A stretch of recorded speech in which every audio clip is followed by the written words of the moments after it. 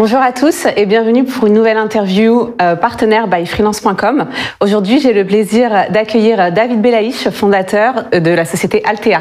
Bonjour David. Farah. Alors David, peux-tu nous présenter Altea pour commencer ? Avec plaisir. En fait, Altea est un cabinet de conseil en management que j'ai créé avec Philippe Pauls il y a 17 ans. Donc ça ne nous rajeunit pas. Et aujourd'hui, on regroupe 200 consultants internes. On réalise à peu près 23 millions d'euros de chiffre d'affaires, plutôt sur les très grands comptes. La moitié du CAC 40 sont nos clients. Et la moitié du SBF 250 pour les boursiers sont nos clients.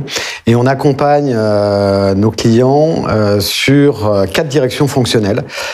Historiquement, les ressources humaines. Et depuis 5-6 ans, on a élargi les directions aux directions financières, achats et supply chain. Et ces 4 directions fonctionnelles, en fait, on les accompagne sur leur projet de transformation à 3 niveaux. Un niveau très stratégique, on les aide à finalement définir le projet de transformation, avoir une vision 360 de leur projet de transformation avec une vision de l'organisation, comment on fait évoluer les organisations, une vision autour des processus métiers qu'on va robotiser, qu'on va digitaliser, une vision système d'information, parce qu'il n'y a pas de projet de transformation sans technologie. Et puis évidemment, ça coûte de l'argent, donc une vision business case, combien coûte le projet de transformation et qu'est-ce qu'on en attend en termes de ROI. Donc là, c'est vraiment le point le plus important parce que c'est les choix que l'on fait à ce niveau-là qui vont définir les grands axes du projet. Et avec ces éléments, ça permet à un COMEX, une direction générale, de valider un projet de transformation et de le lancer. Et donc là, on arrive dans notre deuxième étape et on accompagne nos clients dans la préparation de ce projet de transformation, que ce soit dans les choix d'outils, dans les choix de RP, dans la préparation des processus. On travaille beaucoup avec les métiers sur la transformation de leurs processus puisqu'ils vont être digitalisés, ils vont être robotisés. Et donc, on travaille aussi beaucoup sur le change management puisque leur façon de travailler va changer. Et puis, on prépare aussi les équipes internes pour se lancer dans ces gros projets de transformation. Ça, c'est la deuxième étape. Et puis, quand on lance le projet avec le RP qui est choisi, l'intégrateur, toute l'équipe en place, on lance le projet et on accompagne nos clients sur toute la durée du projet jusqu'au déploiement des nouvelles organisations et des nouveaux SI. Déploiements qui peuvent être compliqués parce qu'on fait beaucoup de déploiements à l'international, jusqu'aux phases de stabilisation du système. Voilà, ça c'est l'ensemble de notre chiffre d'affaires, l'ensemble de notre activité. Point important, depuis 4 ans, on a rejoint le groupe Alan Holman Associates, qui est un groupe de 3000 consultants, 30 cabinets, avec des marques très fortes, très complémentaires. 50% de son chiffre d'affaires est à l'international, donc ça nous permet, nous, Altea, de profiter non seulement d'acteurs en termes business, en termes d'accession, d'accessibilité de certains comptes, mais aussi d'accélérer notre déploiement à l'international. Aujourd'hui, on n'a pas d'agence à l'international, mais on va ouvrir le Canada dans quelques mois, notre première agence. Mais par contre, on est pas mal en région. On est à Nantes et à Lyon depuis une douzaine d'années. Et puis, on vient d'ouvrir en janvier les agences d'Aix-en-Provence, Niort et Rennes. Voilà, donc pas mal d'actualités, mais je crois que tu vas m'en parler tout à l'heure. Exactement. Voilà, et un point qui est important pour nous, on a beaucoup investi depuis 3 ans, parce que là, on a parlé beaucoup métier, on a investi depuis 3 ans sur l'intelligence artificielle et plus particulièrement sur le machine learning. Et en fait, on identifie, grâce à cette technologie, comment on peut améliorer le fonctionnement des DRH, des directions fonctionnelles. Et c'est très important, finalement, pour nous, c'est l'avenir. Et donc, on va aider nos clients, nos DRH, nos directions financières, à absorber ces technologies et à voir comment elles peuvent vraiment augmenter l'efficience de leur fonctionnement. Parfait. Alors justement, tu parles de machine learning. Est-ce que tu peux un peu nous en parler un peu plus en détail pour qu'on comprenne et qu'on puisse comprendre la suite ? Alors, je pourrais rentrer dans des détails très techniques, mais c'est pas très bien. Je vais te donner 2 exemples intéressants. Dans un grand compte de la distribution, c'est encore confidentiel, mais un grand compte de la distribution, 270 000 payes quand même. On travaille pour eux depuis un certain temps, et puis en général, on parle avec nos clients de peine, et puis ce client nous dit dans le contrôle de paye, c'est très compliqué chez moi. J'ai énormément de payeurs qui passent leur temps à contrôler des payes. Et donc, je ne sais pas comment régler ce problème. Et on leur a dit, laissez-nous regarder 2 semaines quand même vos processus, et puis on va regarder si le machine learning permet d'améliorer l'efficacité de ce contrôle de paye. On n'avait pas de réponse encore, on avait juste une petite conviction.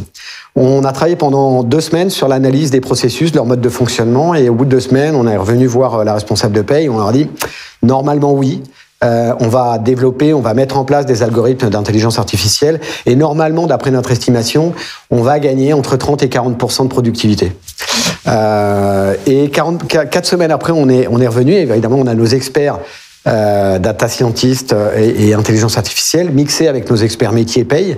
Pendant 4 semaines, ils ont travaillé et sur une direction pilote. Et on a montré qu'on avait gagné 40% de productivité en l'espace de 2 semaines d'analyse, 4 semaines de programmation de modules d'algorithmes. Et donc là, notre client a décidé de le déployer sur l'ensemble de ces directions. Donc je montre dans cet exemple finalement comment on peut appréhender ce type de technologie de façon assez simple. La technologie est très compliquée, mais finalement avec les bons experts, on peut en 2 semaines d'analyse avoir une vision sur le gain ou pas qu'on peut avoir sur un processus avec le machine learning. C'est pas toujours le cas, c'est pas toujours la bonne réponse. Et finalement, on a nous un asset technologique, on a des algorithmes qu'on réutilise chez nos clients et qui permettent d'aller beaucoup plus vite. Et là, la preuve, c'est qu'en 4 semaines, on a réussi à montrer l'efficacité de cette technologie. Donc c'est vrai que cette technologie peut faire peur, mais en racontant ce type d'histoire, finalement, ça doit donner envie à nos directions métiers de dire venez voir un peu mes process et regardez les process qui sont éligibles et finalement les gains que je pourrais avoir avec ce type de technologie. Donc allez-y, tentez, faites-le par direction pilote et après généralisez comme on l'a fait et appelez-nous pour qu'on vous aide à appréhender ce type de technologie. Oui, merci pour ces explications. Effectivement, c'est quand même plus clair. Du coup, je veux bien que tu nous parles des projets d'Altea. Oui, avec plaisir. Déjà, je vais parler d'un projet avec Freelance. Déjà, il faut dire qu'on est partenaire depuis très longtemps, depuis 2000. Je regardais un peu dans les documents quand je commençais à préparer, depuis 2009. Donc, on est un des premiers partenaires freelance. Ça, là aussi, ça nous rajeunit pas. Et donc, on travaille avec Inops sur un projet chez BPI, donc la banque d'investissement, qui a été très utile pendant le Covid, qui a aidé pas mal d'entreprises. Et on travaille sur la digitalisation de l'ensemble de leur organisation achat. Pas que le système d'information, mais leur façon de fonctionner et le déploiement finalement de cette nouvelle organisation, de ces nouveaux process sur les 17 directions achats de BPI. Donc on les accompagne depuis le cadrage, c'est-à-dire le schéma directeur, la vision 360, donc la validation du projet, le choix de la solution. On peut le dire, c'est Evalua, je trouve que c'est plutôt une bonne solution, en tout cas dans le contexte. Et puis, on les a accompagnés sur tout le pilotage de projet, l'assistance à maîtrise d'ouvrage, et surtout, ce qui est très important, le change. On l'oublie souvent dans les projets, mais c'est un élément clé, puisque les process achats changent, sont en train de changer.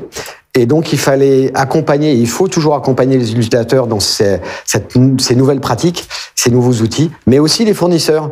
Parce que les fournisseurs, c'est des acteurs en lien avec la direction des achats. Et donc, il fallait mettre en place, et on y est encore, on a je crois, déployé 10 directions, et encore 7 directions, donc on y est encore pendant une petite année. Donc, et voilà, et on travaille avec Inops dans ce cadre-là. Peut-être un autre projet qui change un peu, plus international, Accor, projet fantastique. On a commencé il y a déjà quelques années, 3 ans, à définir le schéma directeur de la future organisation et du futur SI RH talent à destination des hôtels. C'est globalement 300 000 personnes dans le monde. 120 pays, 300 000 personnes. Et en fait, l'objectif, c'est de fournir des briques de formation, de gestion de compétences, de gestion des talents pour tous les salariés dans les hôtels, que ce soit des briques de formation, des briques d'évaluation, etc. Et on partait de la feuille blanche. Donc on partait de rien. Et donc on a créé le business case avec notre client Accor et on l'a validé auprès du COMEX Accor.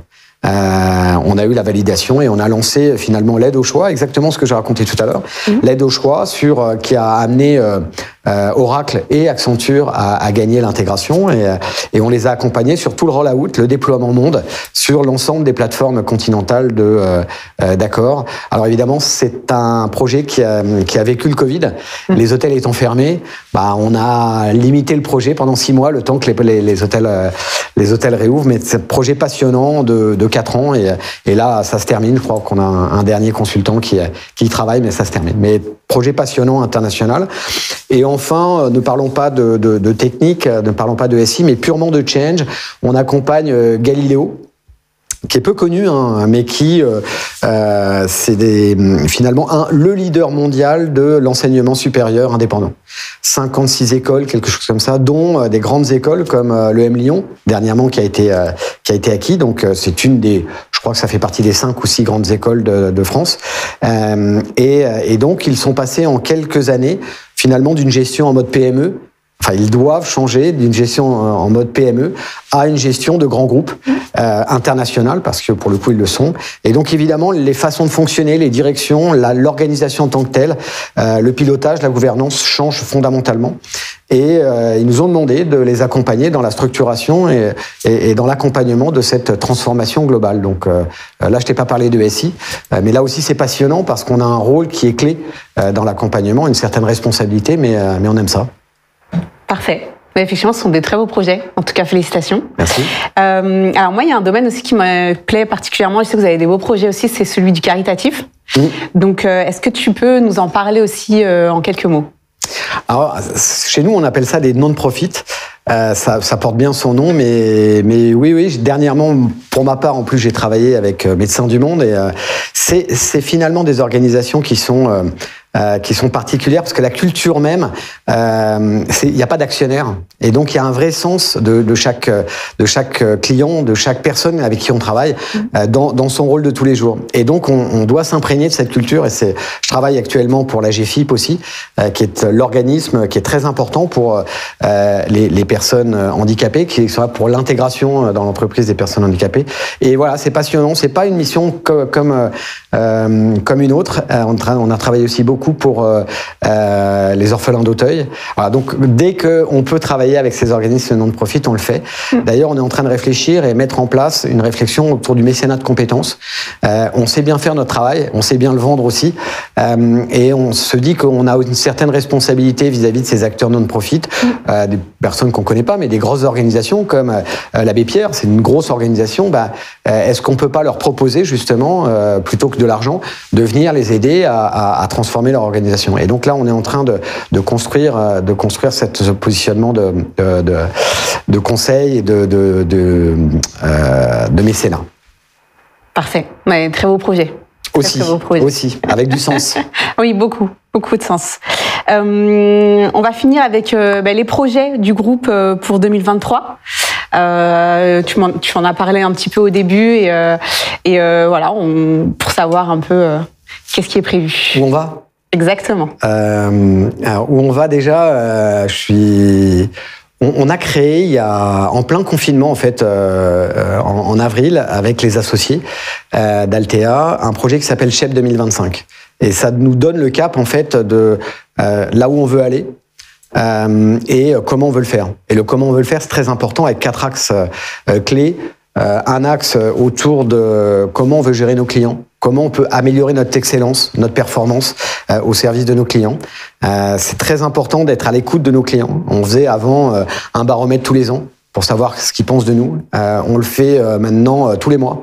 Avec une façon de le faire, mais beaucoup plus agile. Mais on a beaucoup plus aujourd'hui la température de nos clients qui nous aide aussi à progresser. Une orientation, parce que sans nos collaborateurs, on fait rien, et nos clients non plus. Donc on fait très attention à nos collaborateurs. Mais comment on peut les engager, comment on peut donner du sens, comment on peut les écouter déjà pour mieux les piloter, pour mieux les faire évoluer. Et donc ça passe par déjà s'intéresser à ces consultants. Donc c'est beaucoup de formation aussi du management, du middle management, et puis beaucoup de formation des consultants. Donc c'est un axe fondamental pour nous, c'est l'avenir d'Altea, parce que moi à un moment donné je vais arrêter.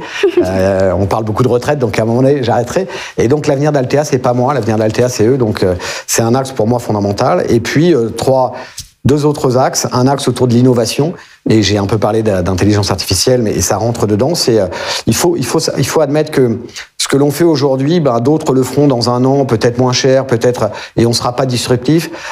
Qu'est-ce que l'on va faire dans un an? C'est quoi nos offres dans un an? Donc on a à peu près aujourd'hui 14 centres d'innovation avec qui, au sein desquels finalement, on travaille évidemment avec nos consultants et on essaye d'identifier le métier de demain. Le métier du recruteur de demain, etc. Donc ça, c'est important. Et enfin, un axe, parce que je le pilote, un axe perform. Un axe perform, c'est quoi les challenges pendant ces 5 prochaines années? Et entre autres, le challenge, c'est l'international. Donc là, on va l'ouvrir. On va ouvrir notre première agence. Donc c'est très excitant au Canada. Aussi, grâce à l'implantation d'Alan Holman au Canada, on a une vraie force d'accompagnement pour ça. Donc voilà, c'est très excitant. La première est toujours difficile, et puis après on va démultiplier. Et évidemment, au-delà de l'Amérique du Nord, notre priorité c'est l'Europe aussi. Mais voilà, donc un premier point. On a lancé, en effet, c'est vrai qu'on les a ouvertes, mais on a lancé nos agences régionales. Et puis on a lancé quelques projets intéressants, et un projet que j'adore, où on a acheté une forêt.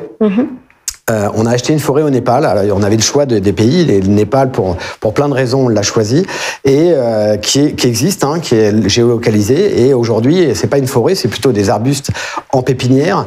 Et on s'est dit, ça serait pas mal, d'abord, d'avoir notre forêt.